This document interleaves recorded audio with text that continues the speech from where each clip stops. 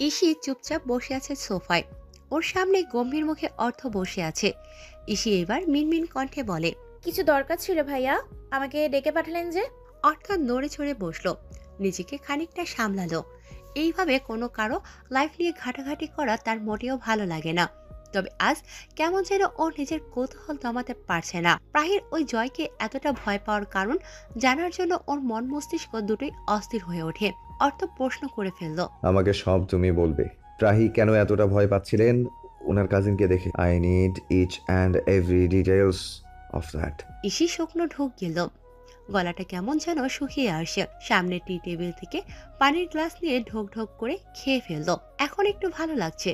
আস্তে আস্তে বলা শুরু করলো ইসি, প্রাহি, আমি হেমন্ত সবেমাত্র কলেজে উঠেছি। একদিন প্রাহির আব্বু মানে আঙ্কেলকে জানান ওনাকে মিশনে যেতে হবে, তা পুরো 1 বছরের জন্য।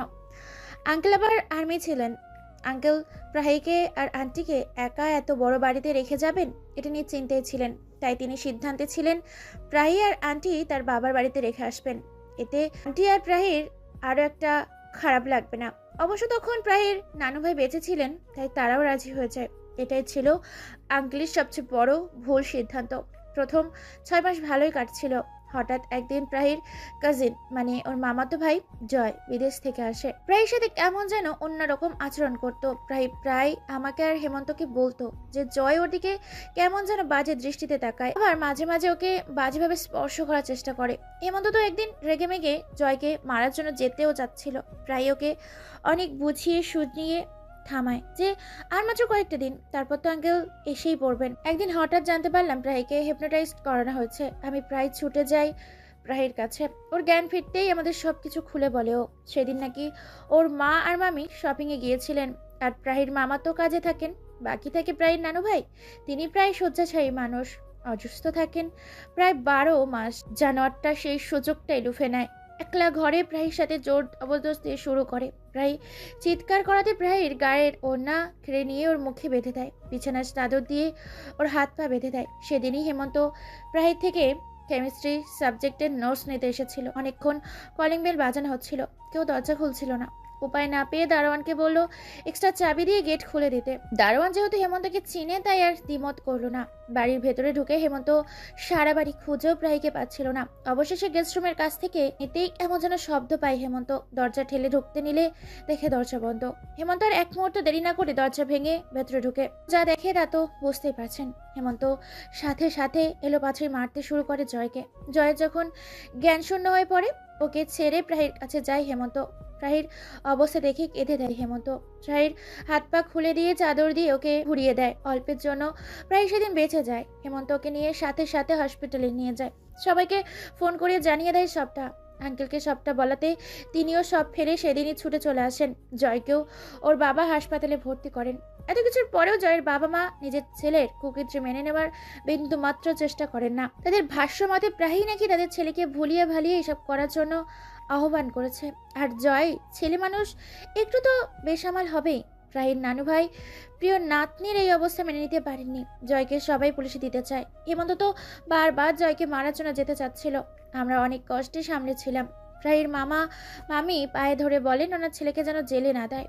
ওনাদের কুমিরের কান্না দেখে মেনে নেয় সবাই, কিন্তু প্রাহির নানু ভাই তৎক্ষণাৎ প্রাহির মামা মামি আর জয়কে ত্যায্য করে দেন। এমন একটা ঘটনা প্রাহির নানু ভাই কিছুতেই মেনে নিতে পারেননি। কিছুদিন পর তিনি মারা যান। এটা যেন প্রাহিকে আরো ভেঙে ঘুরিয়ে দেয়। একে সেই ঘটনা, আবার তার নানু ভাই মারা যায়। এতে অনেক বড় একটা শক খায় প্রাহি। 3 মাস নিজেকে ঘরবন্দি করে রাখে। আমি আর হেমন্ত অনেক চেষ্টা করেও ওকে সুস্থ করেছি।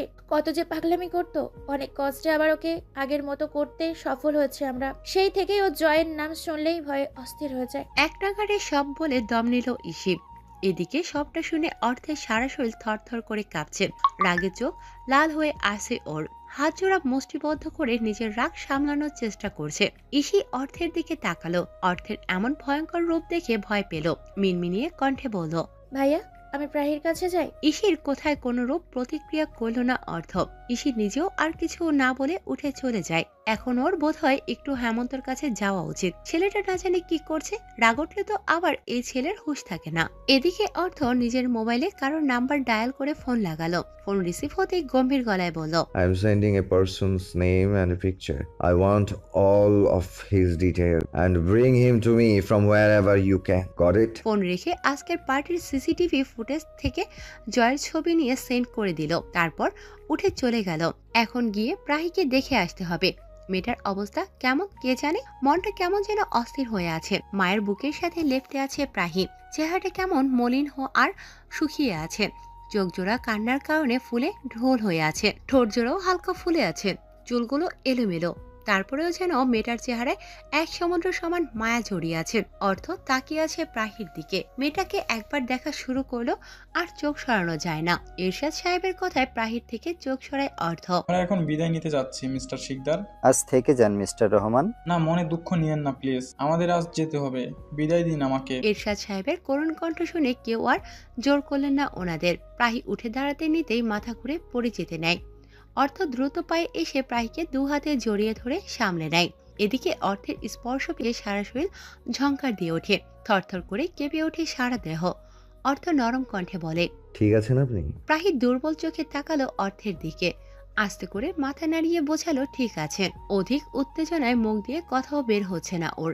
এরশাদ সাহেব আর রাবেয়া এগিয়ে এসে মেয়েকে আগলে নিলেন। বাড়ির সবাই ওনাদের বিদায় জানালেন। সবার থেকে বিদায় নিয়ে প্রাহিরা রওনা হলো বাড়ির উদ্দেশ্যে। ইসিও চলে যায় ওনাদের সাথে। ঘটনার চক্রে ডিনার করা হয়ে ওঠেনি শিকদার বাড়ির কারোই। সবাই ডিনার করতে বসেছে। হেমন্তকে অনেক ডাকা হয়েছে, কিন্তু ও জানিয়ে দিয়েছে যে ও খাবে না, তাই আর বেশি কেউ জোর করেনি। হেমন্ত খিদে সহ্য করতে পারে না। খিদে লাগলে নিজে এসে খেয়ে নেবে। সবাই যখন খাওয়ায় ব্যস্ত তখন হন্তদন্ত হয়ে নিজের রুম থেকে বেরিয়ে আসে হেমন্ত। অনেকটা বিধ্বস্ত দেখাচ্ছে ওকে। হেমন্তকে এই অবস্থায় দেখে অর্থ জিজ্ঞেস করে, হেমন্ত, হোয়াট হ্যাপেন্ড? এমন দেখাচ্ছে কেন তোকে? হেমন্ত যা বলল তা শোনার জন্য প্রস্তুত ছিল না কেউই। শিকদার বাড়ির প্রতিটা সদস্য স্তব্ধ হয়ে আছে শুনে। হেমন্ত বলছে, প্রাহিদের গাড়ি নাকি অ্যাক্সিডেন্ট করেছে। ওদের সবাইকে হাসপাতালে ভর্তি করানো হয়েছে। সবাই আইসিইউতে ভর্তি। জলদি যেতে হবে আমাকে। আমি আসি ভাইয়া। হেমন্ত আর কাউকে কিছু না বলে দ্রুত পায়ে চলে যায় বাড়ি থেকে। এদিকে বাড়ির সবাই খাবার রেখে তারাও রওনা হয় হসপিটালের উদ্দেশ্যে। অর্থের বুকটা ধরাস ধরাস করছে, হাত পা মৃদু কাঁপছে। একটু আগেও মেয়েটাকে বুকে নিয়েছিল অর্থ। অদ্ভুত ভালো লাগা কাজ করছিল মনে। আর এখন এই খবর শুনতে হলো ওকে। এ কেমন ভাগ্যের পরিহাস। অর্থের গাড়ির স্পিড আরো বাড়িয়ে দিল। যত তাড়াতাড়ি সম্ভব হসপিটালে পৌঁছাতে হবে। সবাই যেন ভালো থাকে মনে প্রাণে তা প্রার্থনা করলো। হাসপাতালের দম বন্ধকর পরিবেশ, ফিনাইলের কড়া গন্ধ, চারদিকে মানুষের সমাগম। করিডোরে দাঁড়িয়ে আছে শিকদার বাড়ির সবাই। কিছুক্ষণ পরপর নার্সদের ছোটাছুটি করতে দেখা যাচ্ছে। সেদিকেই থম মেরে বসে আছে হেমন্ত। আজ ওর এত রাগের কারণেই এমনটা হলো। ও যদি রাগ করে নিজেকে রোমবন্দি না করত তাহলে এমন কিছু হতো না। নিজেরই নিজেকে শেষ করে দিতে ইচ্ছে করছে। অপারেশন চলছে প্রাহি, এরশাদ সাহেব আর রাবেয়া বেগমের। অর্থ কি বলবে ভেবে পাচ্ছে না। কেমন যেন একটা চিনচিন ব্যথা হচ্ছে বুকের বাঁ পাশটা। অস্থিরতা ক্রমশ বেড়েই চলেছে। মাথাটা ব্যথায় ছিঁড়ে যাচ্ছে টেনশনে। কখন ডাক্তার বেরোবে আর কখন ওরা কোনো সংবাদ শুনতে পাবে, সেই আশায় বসে আছে সবাই। এদিকে ইসি কাছে ফুপিয়ে ফুপিয়ে। নিজের বেস্ট ফ্রেন্ডের এই অবস্থা মেনে নেওয়ার মতো না। ইসির কান্নার মাঝেই হেমন্তর দিকে চোখ যায়। ইসি ধীরে হেঁটে যায় হেমন্তর দিকে। হেমন্তর কাঁধে আলতো করে হাত রাখলো। হেমন্ত তাকালো ইসির দিকে। তারপর ইসির হাত ধরে হেসকা টানে ওর পাশে বসিয়ে দেয়। তারপর ইসির কাঁধে মাথা রেখে চোখ বুজে ফেলে। ইসিও আলতো হাতে হেমন্তর মাথায় হাত বুলিয়ে দিতে দিতে ক্রন্দন কণ্ঠে বলে, টেনশন করিস না হেমন্ত, দেখবি সব ভালো হয়ে যাবে। হেমন্ত কোনো কথা বলল না। চুপচাপ ইসির কাঁধে মাথা এলিয়ে দিয়ে বসে রইল। আরাফ, খোঁজ পেয়েছিস কোনো? কে বা কারা এই অ্যাক্সিডেন্টটা করেছে? অর্থ আরাফকে খোঁজ লাগানোর জন্য পাঠিয়েছিল যে আসলে প্রাহিরা ভুলবশত অ্যাক্সিডেন্ট করেছে নাকি ওদের মার্ডার করার চেষ্টা করেছে, সেই খোঁজ নিয়েই আরাফ এসেছে। আর আরাফ আসতেই অর্থ উপরোক্ত প্রশ্নটা করলো। আরাফ উত্তরে বলে, ইউ আর অ্যাবসলিউটলি রাইট অর্থ। এটা জেনে শুনে ওদের মার্ডার করার পুরো পরিকল্পনা ছিল।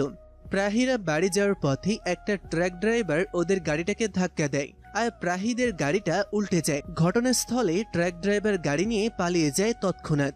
আমি ঘটনাস্থলে গিয়ে ট্রাফিক পুলিশের মাধ্যমে সেখানকার সিসিটিভি ফুটেজ চেক করে ট্রাকের নাম্বারটা দেখে নেই। আর সেই ট্র্যাকের আসল মালিককে খুঁজে বের করার জন্য লোক লাগিয়ে দিয়েছি। আমাদের লোকেরা সেই কাজ করেই যাচ্ছে।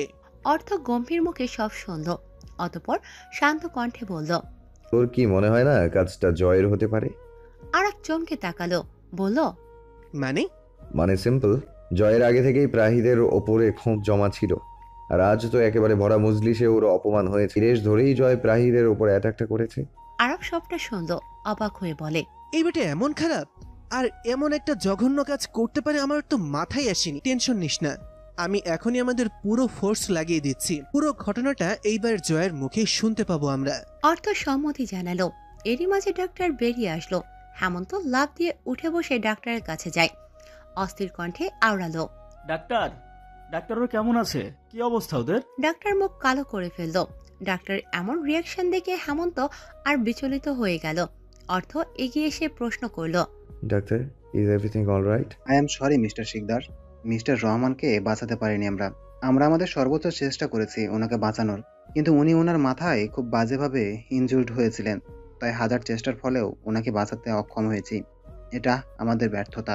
হেমন্ত কাঁপা কাঁপা কণ্ঠে প্রশ্ন করল। আর প্রাহি আর আন্টি?